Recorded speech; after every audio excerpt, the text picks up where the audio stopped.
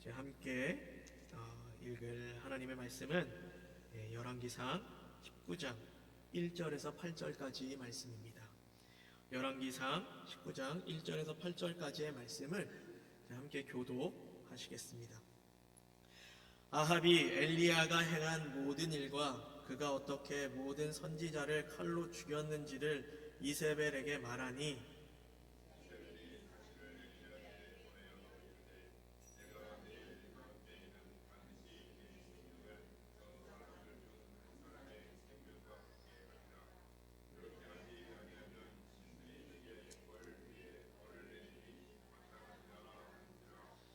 그가 이 형편을 보고 일어나 자기의 생명을 위해 도망하여 유다에 속한 브엘세바에 이르러 자기의 사환을 그곳에 머물게 하고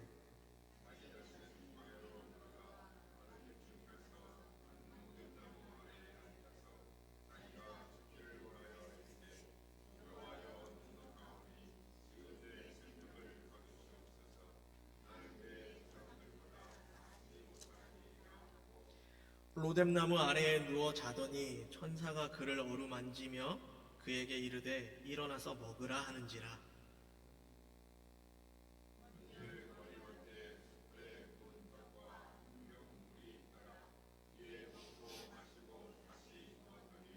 여호와의 천사가 또 다시 와서 어루만지며 이르되 일어나 먹으라. 내가 갈 길을 다 가지 못할까 하노라 하는지라. 이에 일어나 먹고 마시고 그 음식물의 힘을 의지하여 40주 40야를 가서 하나님의 산 호렙에 이르느니라. 아멘. 오늘 본문 말씀에 나오는 이 엘리야는 북이스라엘의 아합 왕 때 활동하던 선지자였습니다.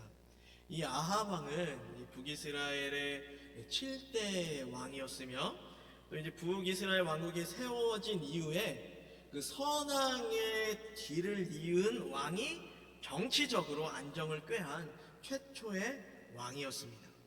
북이스라엘은 건립이 된 이후로 약 한 50여 년 동안 무려 왕조가 4번이나 이제 바뀌었습니다. 우리 표를 한번 보시면은요, 먼저 이제 북이스라엘의 이제 초대 왕인 여로보암 1세가 22년을 통치하고 죽습니다. 그리고 뒤를 이어서 나답이 왕이 되지만 2년 만에 왕조가 바뀌게 됩니다. 쿠데타가 일어났다라는 것이죠. 그래서 이제 바하사가 이제 나답을 죽이고 이제 왕이 되어서 이 바하사 왕조가 이제 시작되었는데요. 이 바하사 왕조 또한 이 3대 왕인 바하사가 24년을 통치하고 또 그 뒤를 이어 엘라가 왕위에 오르지만 또 이제 2년 만에 또 왕조가 바뀌게 됩니다. 지므리 왕조가 이제 들어섰는데 이 5대 왕인 지므리는 단 7일 만에 그 왕조가 이제 끝나게 됩니다. 그 뒤를 이어서 이제 오므리가 왕이 되어서 이제 오므리 왕조가 시작되었는데 이 오므리 왕은 12년을 통치를 하고 그 아들 아합에게 왕위를 물려주었습니다. 이렇게 아합이 왕이 되었을 때까지 얼마나 이 북이스라엘의 상황은 얼마나 이제 혼란스러웠겠습니까? 또 이제 백성들은 불안함 가운데 살고 있었겠습니까? 이때 이 아합은 강력한 왕권을 가지고 정치적인 그 안정을 도모했습니다. 그리고 시돈 공주 이세벨을 아내로 맞이하게 되죠. 우리 이세벨은 너무나 잘 아실 겁니다. 바알을 숭배하는 그 시돈이라는 나라의 공주였는데 이렇게 이제 아합에게 이제 시집을 오게 돼서 굉장히 이제 악한 일들을 저지른 그러한 이제 왕비였는데요. 이렇게 이제 공주 이세벨을 맞이한 이 아합은 이 이세벨을 위해서 사마리아, 그 당시 이제 북이스라엘의 수도를 이제 그 사마리아로 이제 아합 왕의 이제 아버지인 오므리 왕이 사마리아를 이제 수도로 삼았습니다. 그 북이스라엘의 그 수도인 그 사마리아에 이 아합 왕은 자기 아내 이제 이세벨을 위하여서 그 수도 한복판에 바알을 위한 성전을 신전을 짓고 그리고 이제 모든 백성들이 이제 바알을 섬기게 그렇게 만들었습니다. 그렇게 해서 이 백성들의 불안함을 하나님이 아닌 바알을 통해서 해결을 하기 위해서 그렇게 이제 이방 신인 바알을 적극적으로 백성들에게 섬기도록 권장했다라는 것이죠. 그러면서 또 이제 이 아합과 이세벨은 하나님의 선지자들을 핍박하게 됩니다. 잡아 가두고 죽이는 이러한 일들을 저지르게 되죠. 그래서 성경에서 이 아합을 아주 악한 왕으로 이제 기록하고 있습니다. 열왕기상 16장 30절에서 33절까지의 말씀을 보면은요, 오므리의 아들 아합이 그의 이전의 모든 사람보다 아합 이전의 그 모든 왕들보다 여호와 보시기에 악을 더욱 행했다라고 그렇게 성경에는 기록을 하고 있습니다. 그리고 느밧의 아들 여로보암의 죄를 따라 행하는 것을 오히려 가볍게 여기시며 느밧의 아들 여로보암은 북이스라엘을 건국한 그 여로보암 왕인데 여로보암은 그 하나님의 성전이 예루살렘에 있기 때문에 북이스라엘 사람들은 예루살렘으로 가서 예배를 자연스럽게 이제 드릴 수밖에 없었어요. 그런데 북이스라엘의 사람들이 예루살렘에 남유다 땅인 예루살렘에 가서 예배를 드리니까 왕으로서는 이것이 좀 불안불안한 그런 마음이 이제 있었다라는 것이죠. 그래서 곳곳에 북이스라엘의 곳곳에다가 하나님을 예배할 수 있도록 장소를 마련했는데 이제 그것이 하나님을 예배하기 위한 그런 장소로 마련한 것이 아니라 금송아지나 뭐 그런 우상들을 숭배할 수 있도록 이런 식으로 북이스라엘 사람들을 우상에 빠질 수 있도록 우상숭배에 빠질 수 있도록 만든 왕이 바로 이 여로보암이었는데 이 아합 왕에 대해서는 31절 말씀 다시 이 여로보암의 죄를 따라 행하는 것을 오히려 가볍게 여겼다. 이 아합은 그거 여로보암이 백성들을 우상숭배하도록 하는 것을 오히려 가볍게 여겼다라고 기록을 하고 있습니다. 그리고 32절이요. 사마리아에 건축한 바알의 신전 안에 바알을 위하여 제단을 쌓았고요. 그리고 아세라상을 만들었으니 그는 그 이전의 이스라엘의 모든 왕보다 심히 이스라엘 하나님 여호와를 노하시게 하였더라. 성경에는 아합에 대해서 이렇게 하나님을 심하게 노하게 만든 악한 사람이었다라고 이제 기록을 하고 있습니다. 엘리야는 이러한 상황 속에서 활동하는 선지자였습니다. 그렇기 때문에 이 엘리야가 하나님의 말씀을 가지고 하나님의 말씀대로 하나님의 말씀을 따라서 북이스라엘 땅에서 하나님의 말씀을 전한다라면은 곳곳에 죽음이라는 그런 위협이 도사리고 있었겠죠. 그래서 이런 이제 굉장히 이제 힘들고 어려운 이런 상황 가운데서 이 엘리야는 선지자로서 활동을 하게 되었는데 어느 날 갑자기 하나님께서 엘리야에게 말씀하십니다. 아합에게 가서 나의 말을 전하여라. 순종하기가 쉬웠겠습니까? 이러한 상황 가운데서 아무리 선지자라고 하지만 그도 한 사람의 인간인데 하나님의 말씀을 전하는 사람들을 다 잡아다가 죽이던 그런 북이스라엘의 그런 아합왕이 통치하는 그런 상황 가운데서 하나님이 그 아합왕 앞에 가서 내 말을 전해라 라고 이렇게 이야기를 합니다. 아마 쉽지 않았을 것입니다. 고민도 했었을 수도 있었을 것 같아요. 하지만 선지자는 무슨 일이 있더라도 하나님의 말씀에 순종하는 이들이기 때문에 엘리야는 죽음을 각오하고 아합 왕을 찾아갑니다. 그리고 하나님의 말씀을 전하죠. 우리는 이것을 사명이라고 합니다. 사명. 무슨 일이 있든지 나에게 주어진 이 일들을 완수하는 것. 근데 나에게 주는 이 일들은 내가 충성하는, 내가 사랑하는 그 사람에게 받은 명령. 그것을 언제든지 내가 무슨 상황에 있든지 완수하는, 책임을 지고 이행하는 것, 이것을 바로 사명이라고 하는 것이죠. 우리가 충성하는 대상인 하나님께서, 우리가 사랑하고 우리가 따르는 그러한 대상인 하나님께서 우리 모두에게도 사명을 주셨습니다.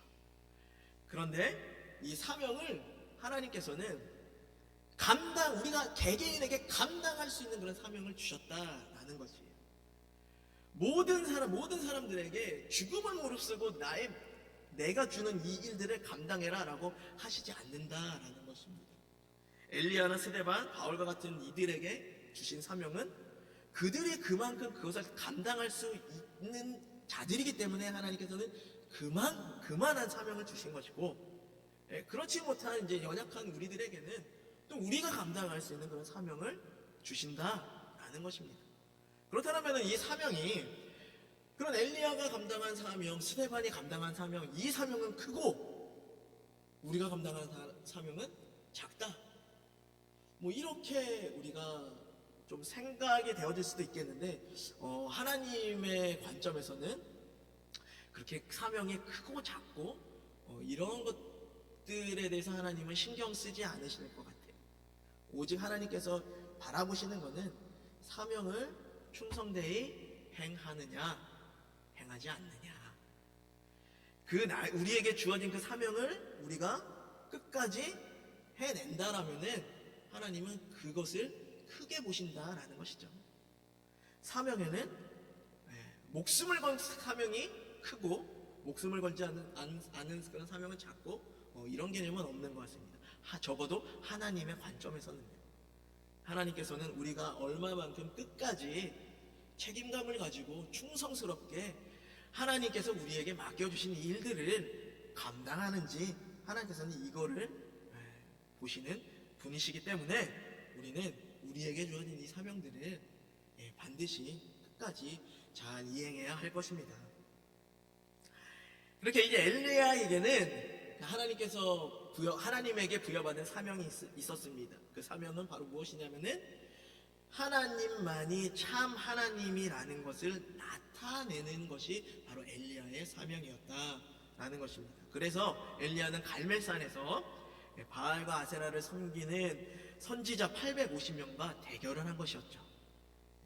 제단에다가 제물을 올려놓고서 자신이 섬기는 신에게 기도를 해서 하늘에서 불이 내려서 그 제물을 불사르는 이 신이 바로 참 신이다 라는 것을 대결을 통해서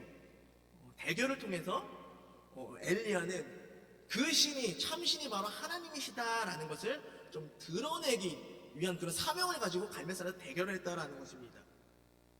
그래서 이 엘리야는 이 대결을 통해서 바알과 아세라는 무능력한 아무것도 아닌 헛된 신이라는 것을 증명했었고요.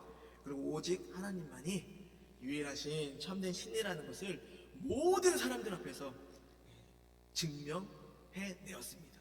그 사명을 잘 완수했다라는 것입니다. 엘리야가 이렇게 하나님의 사명을 잘 이룰 수 있었던 그 이유는 바로 이 모든 사명은 하나님께서 사람을 통해 이루시기 때문입니다. 하나님이 이루셨다라는 것입니다. 엘리야를 통해 순종하는, 충성을 맹세하는 그러한 자들을 통해 하나님께서는 직접 하나님의 그 일들을 이루신다라는 것입니다. 그렇기 때문에 우리에게 맡겨진 이 사명은 안 이루어지는 것이 없다라는 것이에요. 모든 것이 다 이루어집니다. 왜냐하면은 하나님께서 그 일을 행하는 사람을 통해서 반드시 이루시기 때문에, 한치의 어그런 일도 없이 하나님께서 행하시기 때문에 우리에게 맡겨준 이 사명은 반드시 이루어진다라는 것입니다. 그렇기 때문에 우리에게 주어진 이 사명을 행하는 데 있어서 어떤 하나의 의심도 없이 반드시 이루어질 것이다라는 그런 믿음을 가지고 그 일들을 하나하나씩 해나가시는 그런 삶을 사시기를 기도합니다. 그렇게 해서 사명을 감당하는 삶을 살다 보면은 난관에 부딪힐 때가 있습니다. 그 삶이 너무나 지치고 힘들어서 포기하고 싶을 때가 있다라는 것이죠. 오늘 본문 이제 엘리야를 보십시오.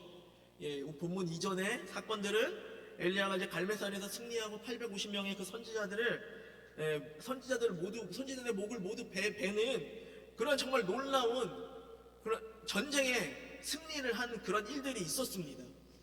엘리야가 하나님을 의지하여서 사명을 행하였고 또 기도를 통해서 직접 하나님의 능력, 하늘에서 불이 내려오는 그런 하나님의 능력을 많은 사람들에게 보여주었습니다. 그런데 그 다음날 왕비 이세벨이 너도 똑같이 그 선지자들이 죽은 것처럼 너도 내일 이맘때 죽게 될 거야 라는 이러한 이야기를 들었을 때 엘리야는 어떤 행동을 취했습니까? 그 자리에서 바로 도망갔습니다. 아니 바로 전날까지만 해도 하나님의 그 놀라운 능력을 행하던 자가 하루아침에 두려워서 도망을 갔다라는 것이 어떻게 이렇게 신앙이 한순간에 이렇게 무너질 수 있는 것이죠? 근데 그렇게 될 수 있습니다. 우리의 신앙이라는 것이 저도 한참 하나님을 열심히 따르고 하나님 인격적으로 만나서 성령 세례를 받고서 매일매일의 삶이 너무 뜨거운 그런 삶을 그렇게 살았던 때가 있었는데 6개월 가더라고요. 6개월. 그렇게 6개월 지나니까 와 진짜 한순간에 신앙의 그 밑바닥까지 막 내려가게 되는 것들을 경험을 한 적이 있었거든요. 우리의 그런 어떤 이제 신앙이라는 게 그렇게 될 수 있다라는 것을 이 엘리야가 보여주는 것입니다. 엘리야는 기껏 우상 숭배하는 이방 여자의 그 겁박에 두려워서 도망을 갔습니다. 근데 어디까지 갔습니까? 브엘세바까지 갔다라고 기록이 되어져 있습니다. 브엘세바는 어디냐? 남유다 땅에서 가장 남쪽 끝이에요. 엘리야는 어디서 활동하던 선지자였죠? 북이스라엘에서 활동하던 이 선지자가 다른 나라, 그것도 가장 남쪽 그 나라의 가장 끝. 뭐 지금으로 따지자면은 우리 한국에 있는 사람이 도망을 가는데 저기 북한의 가장 북쪽 끝에 남양이라는 시가 있거든요. 거기까지 도망을 간 거예요, 그냥. 그런데도 여기서 멈추지 않아요. 엘리야의 도망자의 그 길은 여기서 멈추지 않습니다. 그 브엘세바에서도 광야로 하루 길을 더 갔다 라고 그렇게 기록이 되어져 있습니다. 얼마나 두려웠으면 그랬겠습니까? 광야에서 엘리야는 하나님께 이렇게 호소합니다. 주님, 이제 저는 바랄 것이 없습니다. 나의 목숨을 거두어 가 주십시오. 나는 내 조상보다도 조금도 나을 것이 없는 사람입니다. 나의 사명은 이제 다 끝났습니다.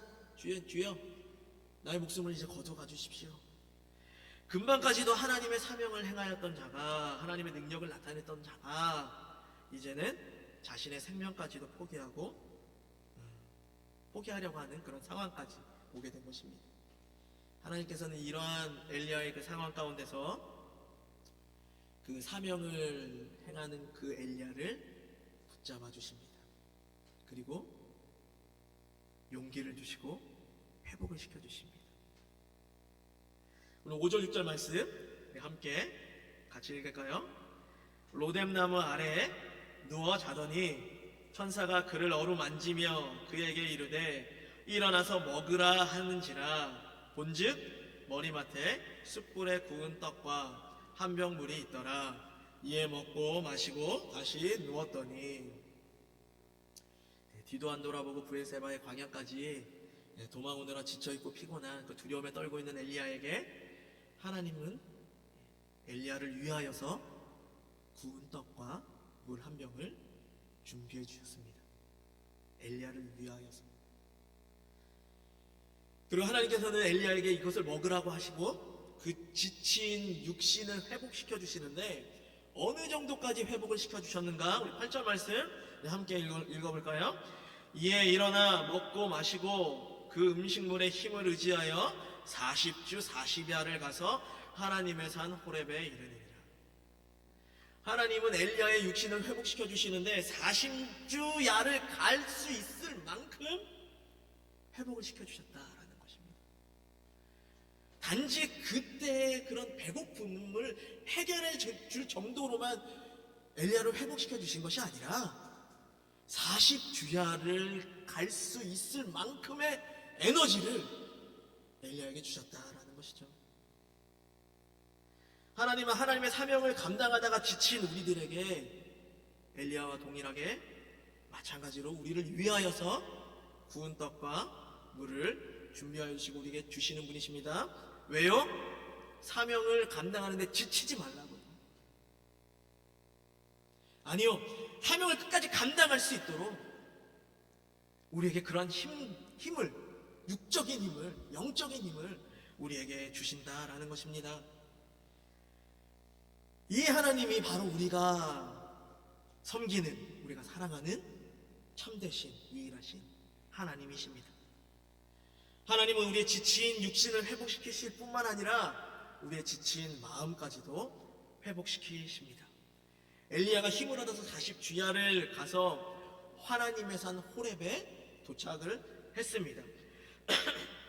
바로 이 호렙산이 어디입니까? 이 호렙산은 바로 모세가 하나님을 만나 십계명을 받았던 바로 그 신의 산, 바로 그곳이 호렙산입니다. 모세가 하나님을 만나고 십계명을 들고 내려왔을 때 모세의 얼굴에는 광채가 났어요. 그래서 모세를 모세의 얼굴에서 막 광채가 나는 것을 본 모든 백성들이 모세에게 가까이 가는 것을 두려워할 정도로 모세의 얼굴이 하나님과 같이 빛이 났다라는 것입니다. 이렇게 하나님께서는 우리의 육신뿐만 아니라 우리의 몸과 우리들의 마음을 정결하게 거룩하게 회복시켜 주신다라는 것입니다. 엘리야가 호렙산에 이르러서 하나님을 만났습니다. 하나님은, 그곳에서 만난 하나님은 정말 어떤 큰 능력 가운데 계신 하나님이 아니셨어요. 아주 강한 바람이 지나간 뒤에 엘리야는 이런 강한 바람이 있으니까 이게 바로 하나님이시겠구나 생각을 했는데 하나님이 거기 안 계셨어요. 그럼 막 지진이 일어나고 막 불이 막 나타났는데 바로 이곳 가운데 하나님이 계시구나 생각을 했는데 그곳에서도 하나님은 계시지 않으셨습니다. 하나님은 어디에 계셨느냐? 아주 세미한 소리로 엘리야에게 찾아오셨어요. 아주 세미한 소리 가운데 하나님이 거기에 계셨다라는 것입니다. 이 말씀은 무엇이냐? 우리가 흔히 하나님을 구하고 하나님을 만나기를 원하고 하나님을 찾을 때 어떠한 우리에게 나타나여지는 어떤 그런 능력을, 이런 것들을 통해서 이것들을 경험해야만 하나님이 오셨구나, 우리는 그렇게 생각되어질 때가 많이 있잖아요. 물론 그 가운데도 하나님이 오실 수 있죠. 계실 수도 있죠. 하지만 정작 하나님은 우리와 늘 함께 계셨다라는 것이, 우리가 무엇을 하든지 우리가 어디에 있든지 아주 세미한 소리로 우리에게 속삭이듯이 계속해서 말씀해 주시면서 우리와 늘 함께 계셨던 분이 바로 하나님이시다 라는 것입니다. 엘리야는 그런 하나님을 알게 되어서 엘리야의 그런 지친 영혼까지도 온전히 회복되었다라는 것이죠. 어떤 그 갈멜산에서 능력을 행할 때만 하나님이 나와 함께 계셨더라고 느꼈었던 그 엘리야가 그 이세벨의 자기를 겁박할 때 그때도 하나님이 계셨구나라는 것을 엘리야는 깨닫게 되었다라는 것입니다. 이렇듯 하나님께서는 하나님의 사명을 행하는 자들과 언제나 함께 하십니다. 그 사명을 잘 감당할 수 있도록 우리에게 힘주시고 우리를 회복시키시는 분이십니다. 우리에게 맡겨주신 그 사명을 거창한 것이 아닙니다. 예를 들어서 이런 것이에요. 내가 우리 가정의 가장이라면 우리 가정에서 내가 가장으로서 하나님이 나에게 주신 그 사명이 무엇인가? 바로 아버지 되신 하나님을 우리 자녀들에게 보여주는 것. 이런 것이 하나님이 나에게 주신 그런 사명이 될 수 있는 것이죠. 내가 우리 가정의 엄마라면은 나를 통해서 우리 자녀들이 따뜻한 하나님, 사랑이 많으신 하나님, 이런 것들을 경험하게 하는 것, 이것이 나에게 주신 하나님의 사명일 수도 있다라는 것입니다. 사명이라는 것이 거창한 것이 아닙니다. 우리가 있는 그곳에서 하나님을 나타내는 것, 바로 그것이 하나님이 우리에게 주신 사명이지 않을까요? 이렇게 사명을 행하는 그런 우리들을 하나님께서는 결코 지치도록 내버려두지 아니하시고 늘 우리와 함께 계신다라는 것을 기억하며 하나님이 우리에게 주신 그 사명을 잘 감당해 이겨나가는 하나님을 드러내는 그런 우리 선한 이웃교회 성도님들 되시기를 기도합니다. 함께 기도하시겠습니다.